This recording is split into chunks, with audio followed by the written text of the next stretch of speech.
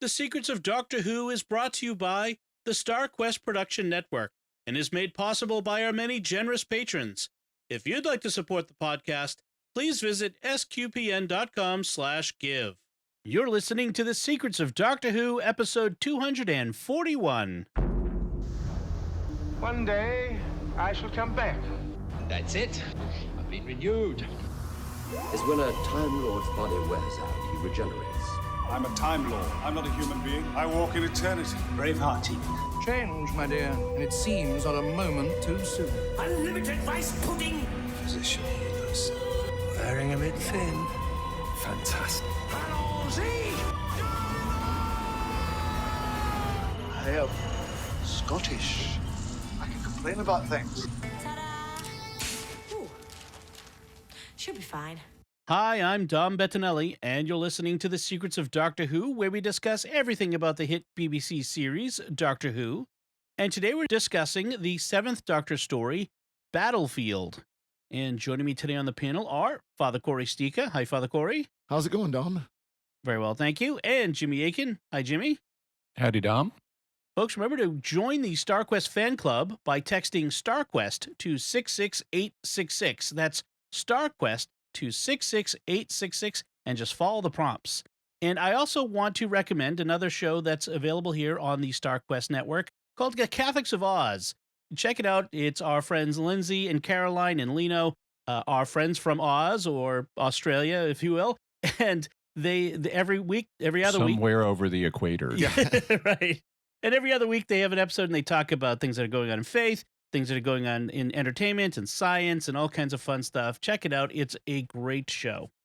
All right. So we are talking today about this 7th Doctor story called Battlefield. It's in the third. It's the first serial of this Doctor's, the 7th Doctor's, 3rd season. And it's kind of an odd arrangement of things because there was a half season in there somewhere. The seasons, they're very short seasons, but it's, or series as our British friends refer to it. But it's the first serial of this final run for Classic Who and the 7th Doctor. Yep, this was the final season. Of course, at the time they didn't know it was. They thought at the end of the season they thought it was just going to go on hiatus again for a while. Well, that hiatus lasted, not counting the TV movie, until 2005. Yeah, it was a long hiatus. Nearly killed it. But first, let's start with a recap of what happens in this serial, these 4 episodes. Jimmy, can you give us a recap? The TARDIS receives a signal from Earth a few years in Ace's future, far enough that the Brigadier has not only retired from unit, but also from teaching, which is what we last saw him doing in the 5th Doctor's time. The signal is coming from near a lake that has both an archaeological dig and a unit nuclear missile on hand for reasons. It turns out that in his own personal future, the Doctor will become involved with people from a parallel dimension infused with both futuristic technology and Arthurian elements, and he will become Merlin for those people. He will become embroiled in the conflict between King Arthur, Morgan Le Fay, and her son Mordred. Somehow they'll end up on our Earth in the 700s AD, and the Doctor will leave a spaceship at the bottom of this lake, a spaceship containing the remains of King Arthur and his sword Excalibur. Back in the present, the folks from the futuristic Arthurian universe cross over to ours and start battling each other. Morgan Le Fay wants to have a final showdown with Arthur, who she has the hots for, and who she doesn't realize is dead. In the process, she turns loose a demonic destroyer of worlds, but the Brigadier shoots it dead with silver bullets, and it explodes for reasons. For some reason also, Morgan then tries to set off the nuclear missile, but the Doctor appeals to her sense of honor and convinces her that nuclear war isn't honorable, so she aborts it. He also breaks the news to her that Arthur is dead, thus breaking her heart. The story is also populated with a bunch of colorful characters that I'm sure we'll talk about, but those are the broad strokes of the story. The end. Yeah, I want to give my first impression of the overall story, which is there are a lot of elements in it that I really like. But as an overall story, it felt like it lacked something. And I don't know if you all had the same impression. but reasons is what it lacked. There's too much going on here. There's no reason for. Yeah. But it was still, I thought it was a lot of fun. It just is incoherent, but not in a painful way. Right. I agree. Right. It was fun for me to watch because when this came out was when I was first watching Classic Who. You know, these came over about a year, at least for where I was at, came over about a year after they broadcast in the UK. So, you know, I got to watch this new back then. So it was kind of fun to go back and watch this again and, you know, say, okay, this was, I remember being, you know, a kid watching this on a, you know, Friday night when they would do the movie version. They'd take the entire serial, cram it into one movie. Okay. So it'd be like an almost 2-hour movie. Right. And they do that every week. Yeah. I mean, that's how I usually watch these classic is I watch them all in a run if I can, like that. Yeah. One of the things I felt that it lacked was I kept waiting for, it's an Arthurian story. It's about the legend of King Arthur. I kept waiting for Arthur to show up. And I felt kind of disappointed. Well, yeah, a very dusty, very dead Arthur. I felt kind of, I don't know, a little gypped in a way. Like that was my expectation once we started introducing the Arthurian elements, because we know in the legend of King Arthur, he goes at the end of that, he's mortally wounded, but goes off to Avalon, and the legend is he will return. And that's actually something that is brought up in the beginning of this story. And it turns out he's dead. And I'm like, I mean, I get why they did it. It was the payoff with Morgan Le Fay and the Doctor at the end. But I kind of felt like I wanted Arthur. I'm a big Arthurian legend fan. I can understand that. I guess they wanted to subvert that in this case. Yeah. And they signaled it pretty early by showing us the body of Arthur and making it and referring to him as freeze dried and not making it clear, is he really dead or is he really not, is he in suspended animation? Yeah. You know, I've seen a lot of adaptations of Arthurian stuff where where King Arthur does not appear in the flesh. Like, for example, the comic book Mage has a character named Kevin Matchstick who is a modern guy and has a magic baseball bat that is somehow Excalibur. But, you know, Arthur never appears on screen except Kevin Matchstick is kind of Arthur. And so here we have the Doctor being Merlin, and we have a kind of surrogate for Arthur, which is Anselin. Right. And so he plays that kind of role in the story. What I thought was left out of this is just the reason for these various things. Why is there a nuclear missile at an archaeological site by this lake? Right. You know, that doesn't make any sense. And then why does Morgana want to set it off? What exactly is her plan? Why are these people from this other dimension crossing over into ours? You know, why? I guess it's because Morgana wants to have a showdown with Arthur, who was last seen in our dimension 1,200 years ago. But why she's here now doesn't make any sense. And then why is Anselin here? You know, we've got both factions from the other side crossing over, and we know nothing about Anselin's faction. He's like the only guy that survives. Right. Yeah, I mean, Anselin is not in Arthurian legend. I mean, he's invented for this story. Right. And and that's the other thing is I'm like, well, why didn't you just like use, I don't know, Lancelot or Gawain or like one of the known Arthurian knights? If I recall correctly, now Anselin does give his full name in Welsh. Yes. And I remember reading it translated as he's like the son of, I guess, Lancelot and Guinevere. Or well, it translates as the son of Gawain. Gawain. I'm sorry. I knew it was one of the knights. Yeah, and that's like you said, for reasons like he's not one of the known knights of the Round Table. He's a new guy for whatever reason. I guess. I mean, this is one of the things. Is like it was a good story. It just I don't. It didn't all hold together. I guess. Well, in any case, I think it's going to depend on how closely an individual person wants to see the standard Arthurian cycle repeated. Yeah. If you want to see it repeated exactly in a new key, then you're going to find it disappointing. But if it's not important to you that you see every element of it, or as many elements of it repeated, then you can enjoy this more for what it is. Yeah, Well, and I know. it's I'll definitely admit that. seen. It's definitely seen. The characters that are familiar from the King Arthur legend in modern day is basically what it's meant to be. Right. Is kind of how I took it, but it was. Yeah, there are points where it does seem just a little disjointed, where it's kind of moving around, things are going on. Should mention real quick, talk about Morgan Le Fay. She might look familiar for us. It was played by Jean Marsh, who was Sarah Kingdom, a companion of the Doctors, of the first Doctor, back at the time of the Daleks Master Plan, but only during that serial. But we saw her at the Feast of St. Stephen Christmas special last Christmas. Right.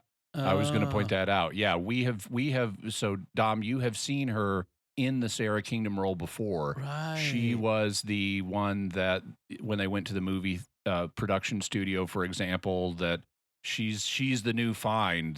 She's going to be the new actress and stuff. And she was like the future policewoman. She's really the space soldier from 10,000 years ahead of our time. Oh, okay. Yeah. Okay. Of course, Jean Marsh is also known for a lot of other things, not just Doctor Who. I mean, she's a big actress. Famous upstairs, downstairs, and all kinds of things. Yeah. Also, there's a really nice bit in here. So, with Jean Marsh and Nicholas Courtney, who plays the Brigadier.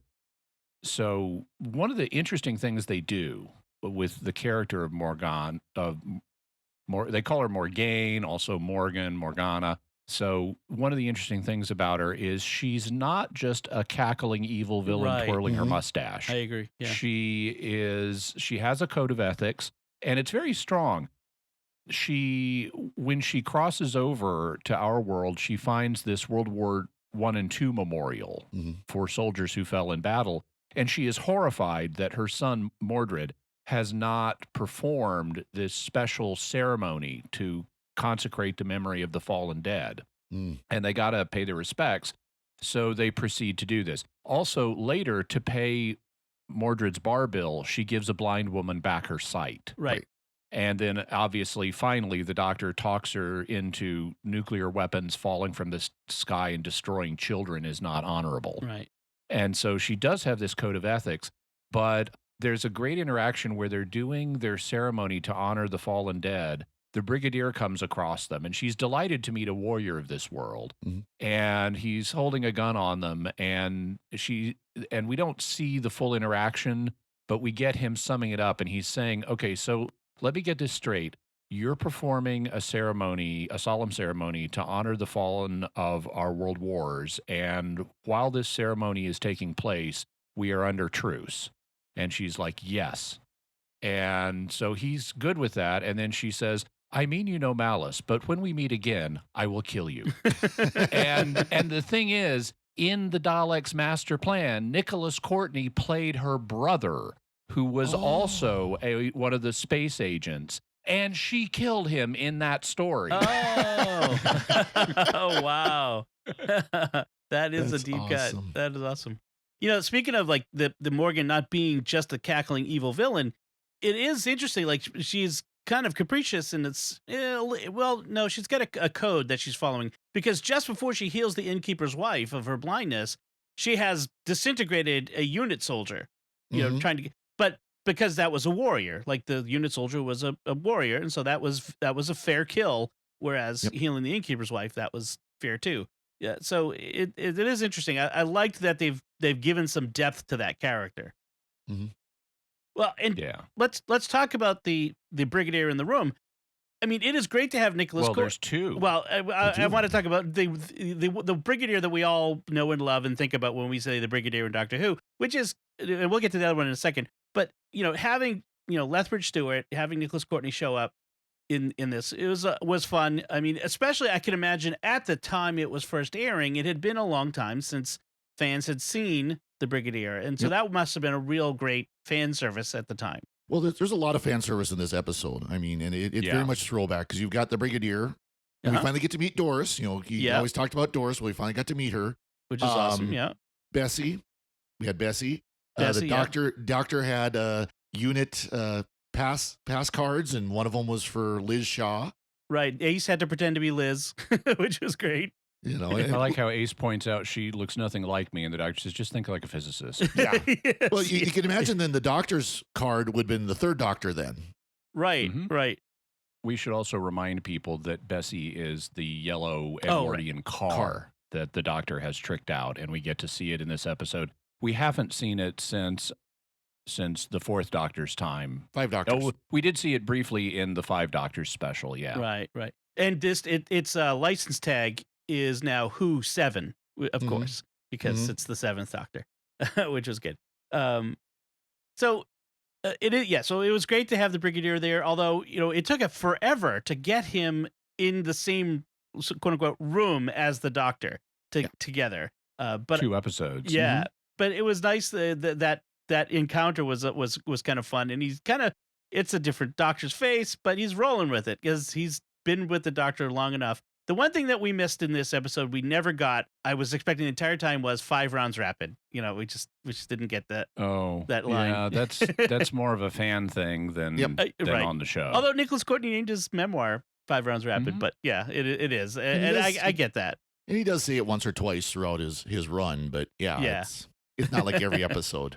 No. So let's talk about the other Brigadier. So the new characters we got. We have a new Brigadier for unit, a woman named Winifred Bambera, and she's a real pistol. I mean, she's a real warrior out there on the battlefield, which was different for the 80s. I love the way that she and Anselin interact Mhm. because they really have this Gilgamesh and Enkidu type Chemistry. arc that then goes even farther. Yeah. They meet each other, and he's like a knight that isn't going to talk to a peasant, which is what he views her as. And she's like not going to let this medieval Yahoo run around, doing whatever he wants. And they end up fighting. And as the Doctor and Ace and a new friend of Ace are like walking away from them, we just see them fighting in the background. And that fight was totally improvised. It was not choreographed, but they're just wrestling on the ground. And the Doctor says, "Oh, they're just establishing their credentials. Don't worry about it." And then Bambera has defeated Anselin, and he acknowledges it, and later on it's like, oh yes, she vanquished me and I capitulated. and then as they continue to interact, Bambera looks at him at one point when they're driving a Jeep and says, "So Anselin, are you married or what?" and then later, after they've had some battle experience together, he's like, Winifred, art thou betrothed?" Yeah. And so You can see it. we see this clearly romantic relationship evolving between them, which is really fun. I like that. Also, Bambera has a catchphrase that shows up multiple times in the first couple of episodes. She regularly says, "Oh, shame." Yeah. And that's because the character was originally written to be of Caribbean origin. Okay. And then they cast an actress from, I think, Manchester to play the role. So she doesn't have a Caribbean accent. Right. But in Caribbean argot, shame is a term of endearment. So you might say like, "Oh, shame, what a beautiful baby." See, I figured it was a stand-in for other S word that could be said on BBC. Kind of like Right. frack is in Battlestar Galactica, Yeah. So there's Brigadier Bambera, Brigadier Winifred. I'm trying to think of other major characters we have. Well, Sho Young. Yes. There's a young Asian woman who is a lot like Ace in that she's an explosives fan. And so Ace and Shu Yin have a lot of bonding over explosives and talking about, oh, yeah, that one needed more brissance and stuff. Mhm. And she's around for a lot of this. And there's the peak of her activity is in a scene where, and I really like this, it's after they've gotten Excalibur, but the Doctor knows a confrontation with Morgana is coming, and he gives Ace a piece of chalk. And it's just an ordinary piece of chalk. He got it, he says, like at the bar. Mm-hmm. And he says, draw a circle. The first sign of anything weird happening, draw a circle on the ground with a piece of chalk, and stay inside of it with Excalibur and don't come out no matter what happens. And so Ace is with Shoyin at the tavern, the hotel, and weird stuff starts happening. And so they do this. They draw a circle, and they use a spotlight. They have the rest of the bar darkened, except for the spotlighted circle with Ace and Shuyin in it. And they've got Excalibur, and there's this fascinating scene where they start mishearing what the other one has just said. Right. And take it offensively, and they almost come to blows and are almost shoving each other out of the circle, and they're saying very cruel things to each other, and then they realize someone's messing with our minds, and they just hug. And in Morgan's realm, wherever she is, she says, we see her, and she says, "Oh, they breed their children strong on this world." I like that. Right. And that fight argument was kind of interesting when they're arguing, because Ace uses a racial epithet that you would not use on TV today, even in that kind of circumstance. Right. I mean, It would just not be allowed. Yeah. Flat out insult, uses this very stereotypical Asian terms. It actually had on we should clarify this. What Ace says is not it's a description. Right. It's not an epithet in the sense of a name. No. So she's not racially name calling Shuyin. But she's describing racial characteristics from the perspective of a European as a way of othering her. Well, but the description is one that you would not use on TV today at all. Right. Right. But I mean, even in this kind of circumstance, they would never, because they actually put as a warning in BritBox that, some language may be offensive, because of this particular scene. They people are hypersensitive today. Yeah. Right. This is. I mean, if you read those content warnings on TV shows now, it's like smoking, language, violence, drug use, and it makes you. If you just go based off of those things, it's like, wait, someone had a cigarette in the background in one scene. Yeah. Yes. This is this content warnings are getting ridiculous these days. Also, in this case, it's understood this is a bad thing. In context. It's not portrayed as this is socially acceptable behavior. This is Ace with her mind being messed with to turn her against someone. So this is a horrible thing that's happening. Right. And it doesn't arise. I mean, I understand I've always find these kind of ways of othering someone a little bit childish. If someone called me a pink-skinned, red-bearded freak, I'm not really going to care. Yeah. Right. Because they're just describing superficial characteristics. Right. And so I don't know that we need to clutch our pearls too much over you pointed-eared, green-blooded Vulcan or equivalents for humans. Yeah, they're rude, they're othering, but they don't go to the essence of a person's character. And it's like on The Good Place, where you have the people from The Bad Place whose insults are terrible. They're just juvenile nonsense. It's like, oh, you're a poopy head, Right. It's banal. Yeah. It's not a really cutting insult. Is going to be something like, the people around you don't actually like you as much as you think they do, but because you're their boss, they give you more respect that they don't actually feel you deserve. Okay, that goes to someone's heart, but you're a poopy head does not. and to me, pointed-eared, green-blooded Vulcan or pink-skinned, red-bearded freak, those are superficial characteristics. It's just a way of othering somebody when you don't have anything more cutting to say. Right. This is like the shallow wading end of ostricism. We've become very, very. It's superficial. Yeah, we've become very Exactly. superficial as a society.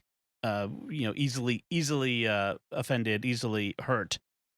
Sticks and stones. But it is interesting, though, in the midst of the argument that she drops into this, Yeah. again, this othering, instead of just, because she, Shaolin, or Ace thinks Shaolin is calling her a freak, and that Ace calling her ignorant and all these different things, so. Yeah. Yeah, I also like Shaolin gets a nice line in here or an interesting line where after they've drawn the circle, Ace says, "So do you think we should sprinkle holy water?" And Shaolin says, "I don't know, not my mythology." yeah.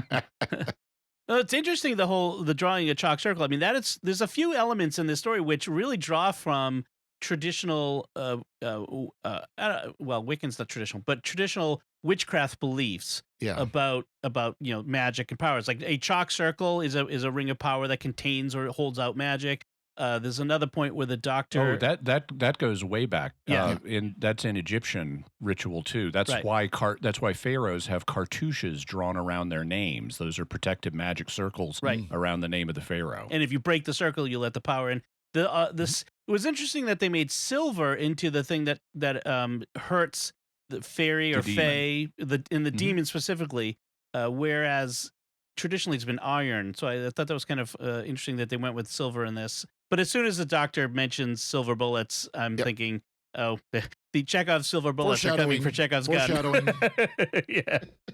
Actually, I thought that was nicely done. Yeah. So the doctor is talking to the brigadier, and the brigadier is discussing the weaponry that UNIT now has. Because in the past, UNIT's weaponry has always been highly ineffective against whatever they were fighting. And the brigadier says that's no longer the case. We now have shells that could go through a Dalek. We have other ones that are designed to handle Yeti, which were robotic, as you may remember. We have this other thing that's highly effective against robots, and we even have golden bullets for you-know-what, meaning the Cybermen. Yep. Right. And the doctor says, "Oh, do you have silver bullets?" And the brigadier is like, "Silver bullets? Why would we have those? Because they're classically used against werewolves." And the doctor says, "You never know." Yeah. And as soon as the doctor's gone, the brigadier turns to someone and says, "Do we have silver bullets?" Go get some. Well, and it was funny back, way back. I can't remember what episode it was, but there was an episode where the brigadier says, "Just once, I want an enemy that I can kill." Or that bullets are effective on, that yeah. that That might have been impervious to bullets. That might have been the Autons. Yeah. It might have been when they were going after the Autons. One of the things that come up when they're going through I like the whole point of like the archaeological dig. They're talking to the curator, the keeper of the Carberry Trust estate, and how he's been doing this archaeological dig, going down millimeter by millimeter with a brush, and it took him 10 years to get what looks like about 4 inches deep. And then the doctor's like, "Ace," and she throws some nitro 9 in there and blows the thing up to uncover a tunnel. Oh, because it was a plaque that they uncovered that said, "Doctor, dig here." So dig hole here. He left his own note for himself. And they find this tunnel, and correct me if I'm wrong. They go into the tunnel, and Ace says it's made of concrete, concrete. They didn't have that in the 8th century. Yeah, they did. Yeah, I mean, the Pantheon in Rome is much older than that and is made of concrete. A lot of stuff in Rome is made from concrete, right? Yeah. Yeah. Now, they may not have had concrete in 700s Britain. Okay. That I don't know. Yeah. Although, Romans had it, and Romans were in Britain before that, so it's possible. But yeah, that's true. That's true. And at another point, the doctor ends up using they're evacuating the civilians now that the tavern's been blown up, or just before it got blown up. But they're evacuating the civilians, and they're kind of refusing to go. And the doctor uses a Jedi mind trick on them to convince them. I thought that was interesting. He actually does. He does psychic stuff more than once. Later in the final episode, he just puts his fingers on Mordred's head and telepathically KOs him. Yep. Yeah. Just knocks him out. So, but he also then uses his hypnosis or his Time Lord hypnosis or telepathy on the locals, and they're talking about how angry they are and how they're not going to leave. And he then, very masterfully tells them, "You want to leave," and they're still angry. But now they want to leave. Yes. And it's like, come on, we're leaving. I mean, you can't reason with these unit people. Let us get out of here now. Yeah. I love how it fuses their pre-existing. I mean, they don't change the anger part. It just changes the "we want to leave" part. Right. So one of the things I was reading about this and about this last run of episodes, and we've talked about this before, is how the Seventh Doctor gets darker in personality, but I'm trying to understand what about him in this story was darker than expected. His coat. His coat, yeah. And that, Okay. and that He's no actually was, longer wearing the cream-colored coat. yeah, and that was an Okay. actual conscious decision on the part of the producers to put him in darker clothes, because going from here, he does get much more dark. Let's just put it that way. I wouldn't say very Okay. dark, but much darker coming But in from this after one- this story. But in this one, is there much dark about the Doctor? Well, so he at one point he is a, and they call Morgan calls his bluff on this, but he's ready to decapitate Mordred. Mm-hmm. Yeah. And he's also part of the going dark is he's operating on multiple levels, and we see that happening here where we have this story that involves, and by the way, I really like the fact this involves the Doctor interacting with his future. Right. You know, this is another showing what can be done on a time travel show where the lead character does not necessarily know everything yet because he hasn't yet become Merlin, Right.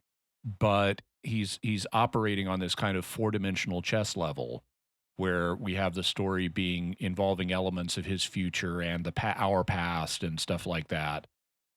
He also, as part of his darkness, he focuses more on psychology and going to people's core motivations, and he ends up talking. We get talking fixes like we get here, where he makes this impassioned and really kind of dark speech about nuclear weapons to Morgan to talk her down. And then he breaks her heart. Right. You know, Arthur's just dead.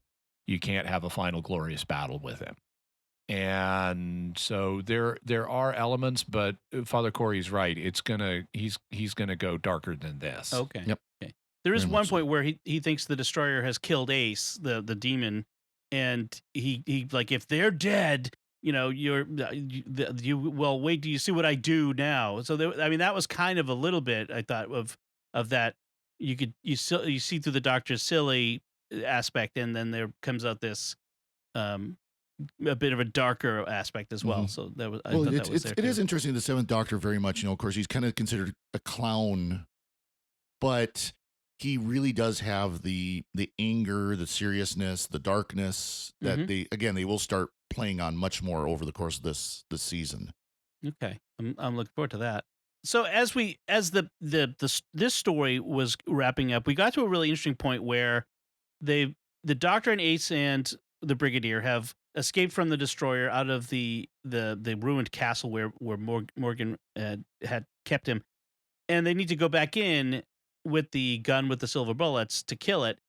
And the Brigadier sandbags the Doctor, like knocks him out to take the gun and go to, apparently, you know, He KOs the Doctor. Yeah, Wow. and it's like a suicide mission. He's gonna go in and kill the Destroyer with the silver bullets. I was kind of shocked. Like, wow, the Brigadier KOing the Doctor on this one. That was pretty wild. But of course, he survives that, which was good. Originally, so that's the Brigadier going off to his final confrontation with the Destroyer. Originally, he was going to die, and Nicholas or Courtney was actually on board with them killing off his character, and so was John Nathan Turner. So they were all set. This was going to be the Brigadier's, you know, final going out story. And it was actually the last time he appeared on camera on the show, but they ended up doing you can't kill Savik, so, you know, he's a beloved character now, and Right. he's got to survive. The author could not bear to kill him. Right. Okay. Yeah. But that's part of why he gets so much macho stuff he's doing here. Earlier, when the Doctor will not decapitate Mordred, the Doctor points a gun at him and just says, "Try me." The Brigadier does. And the Brigadier, I'm sorry, the Brigadier points a gun at Mordred and says, "Try me." And Morgana is like, "This guy is a warrior of this world. He's steeped in blood. He can do it." And then, you know, amping up even from there, the Doctor, you know, the Brigadier punches the Doctor and knocks him out, and then goes off on his own to confront the Destroyer. Right. I love that great scene though where the doctor runs up and thinks he's dead. It's like, you were supposed to die in your bed. And it's like, I'm not dead yet. You were supposed to be dead. Yeah. So, and then I like there's a nice little wrap up where they are back at the Brigadier's home, and the girls are going out for a day on the town with Doris and Ace, and was Xiao Yung there? Shu Yun, yeah, she's there. It's all four of them, and the Brigadier Bambera, are all going out on the town. And I love this on Bessie. They're taking Bessie. Yeah, and what was she was kind of like leaving orders for but Doris, dinner. Yes, make whatever you want. We'll be back around. Yeah, make something delicious. And so they give the men the task to do. So the Brigadier's got to tend the garden. Anselin is going to use the lawnmower, and the doctor's going to make dinner. Right. Yeah. That was a nice wrap up. I like the way they there. phrase that too, to roll the lawn. Of course, that's thinking the old push mower where it's a roller. It's actually more of a cutter than it is a mower as we think of. Oh, he had a beautiful lawn. I mean, I was in awe of the Brigadier's landscaping. It was. I'm very suburban. So, any other things y'all wanted to mention about this episode, Father Cory? Another great line I like from the Brigadier. He's in the helicopter with Lavelle, and he says, she asks, we don't know what the situation is here. And he says, the situation, Lavelle, is normal. It doesn't get any worse than that. And of course, I had to laugh because I think of the military term snafu. I'm going to use the G-rated version. Yeah. Situation normal, all fouled up. Right. Yeah. We didn't say much about Lavelle. I mean, that was an interesting character. She didn't have a whole lot of time. She died relatively early, but she was a helicopter pilot. She was, and apparently from Czechoslovakia. Yeah. Which actually wouldn't be Czechoslovakia by the era this is set. It fell apart as part of the Velvet Divorce. Right. But the one aspect of UNIT here in this is that it's much more integrated. Mm-hmm. It is not everybody is British. Yeah. I mean, it's always supposed to have been the United Nations Task Force. But we only ever saw, a unit composed entirely of British people, right. Corporal Benson and Captain Yates and the Brigadier and so forth. But in this, we see unit people from multiple nationalities. And they're all working together. They're all integrated. And they imply that it always has been integrated because there's, I believe, there's a Russian unit member who recalls serving with the Brigadier during the Third Doctor's time. Right. Yeah. I think, I remember that. Speaking of the helicopter, I got a kick out of, of course, they didn't want to crash a real helicopter. So they made a wood frame that sort of looked like it. And that's what they set on fire. Yes, so kind of, sort of. It was burning, and so that was good enough. Jimmy, anything else? So we talked about, I mentioned briefly how this alternate universe has both futuristic and Arthurian elements. We didn't really talk about the futuristic one, but basically imagine armored knights with ray guns. Right. The TARDIS in this has been painted almost powder blue. There are times when I've commented that, wow, in this episode, the TARDIS looks like it really needs a paint job or something. And here, it's had one, but powder blue? Really? When they're in the bar and the doctor orders a glass of water and makes Ace order a lemonade instead of a Coke and vodka, they're told the price is £5. And Ace is amazed by that. And the doctor reminds her it's the future. So implying there's been inflation, which he doesn't explain is caused by the government's monetary policy that they're entirely in charge of. But when he pulls stuff out of his pocket to pay it, he's got a bunch of coins, including a £5 coin and a little weird robotic bug. Yeah. That starts walking around and he grabs it and explains it's a valuable piece of coinage. Yeah. Right. So on some other planet, they've got little walking bugs, robot bugs as coinage. Yeah. This series, we also have a moment in this serial of Ace as the Lady of the Lake. Yeah. Where she's coming up from the spaceship and she's got Excalibur and her arm comes up through the water holding Excalibur first. As Wormsley's explaining the Lady of the Lake legend. Yeah. And she then walks up to shore and hands it to Anselin and says, "Here, you can be the King of England."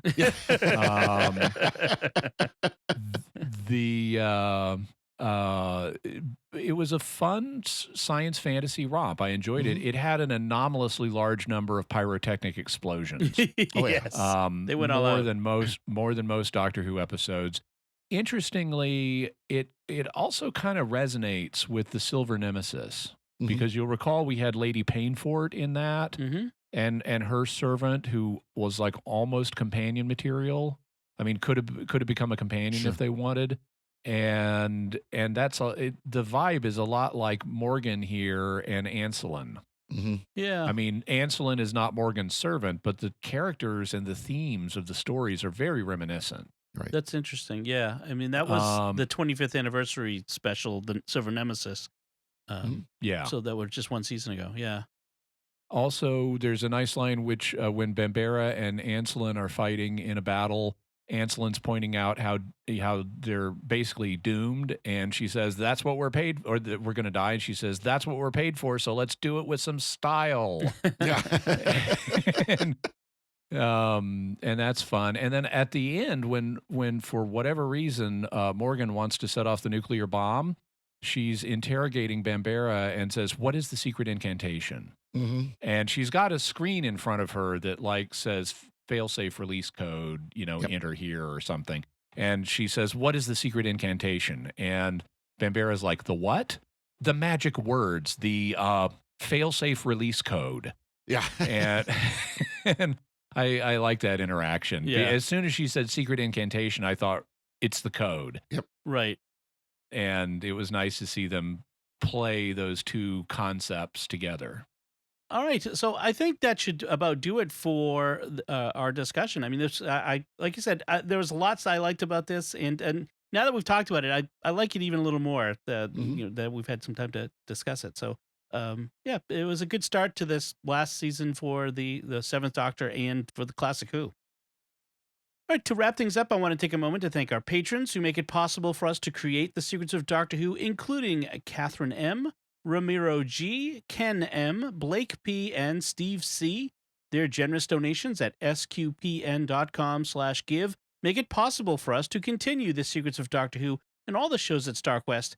You can join them by visiting sqpn.com/give. And we'd also like to thank Victor Lambs, who edits the show for us every week.